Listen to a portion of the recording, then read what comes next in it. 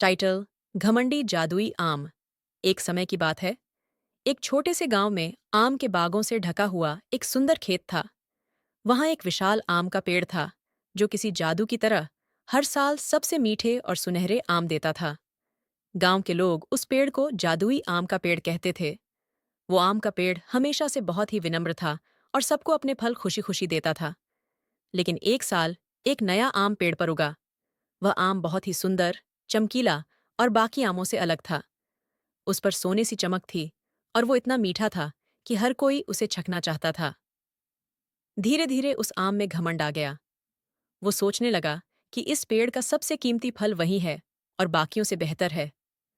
वो आम दिन भर पेड़ पर लटके लटके अपने बारे में सोचता रहता और कहता, मुझ जैसा खूबसूरत और अनमोल आम इस पेड़ पर कभी नहीं उगा। मैं सबसे अलग हूं। मेरे बिना ये पेड़ कुछ भी नहीं है। धीरे धीरे वो बाकी आमों को तुच्छ समझने लगा और जब भी कोई किसान या बाग का रखवाला उसके पास आता, तो वो हवा के झोंके के साथ अपनी चमक दिखाकर कहता, मुझे देखो, मैं सबसे सुंदर हूं। एक दिन तेज हवा चली और सारे आम पेड़ से गिर गए। गांव के बच्चे दौड़कर उन आमों को इकट्ठा करने लगे।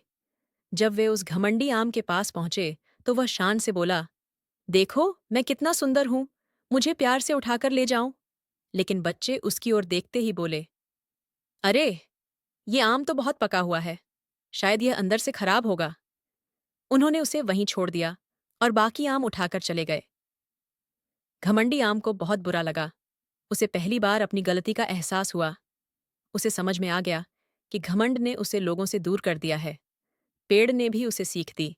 हर किसी की एक खासियत होती है। अपनी सुंदरता पर घमंड करना सही नहीं है। वो आम अपने घमंड के कारण पेड़ से गिरा तो, लेकिन उसे गांव वालों ने नहीं उठाया।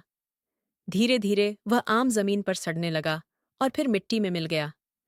कुछ दिनों बाद उसी जगह पर एक नन्हा पौधा उगा, जो फिर से उसी पेड़ का हिस्सा बन गया, लेकिन इस बार विनम्रता से भरा हुआ। कहानी से शिक्षा: घमंड किसी को भी ऊंचा नहीं उठाता। हमें हमेशा दूसरों का आदर करना चाहिए और अपने गुणों पर घमंड नहीं करना चाहिए।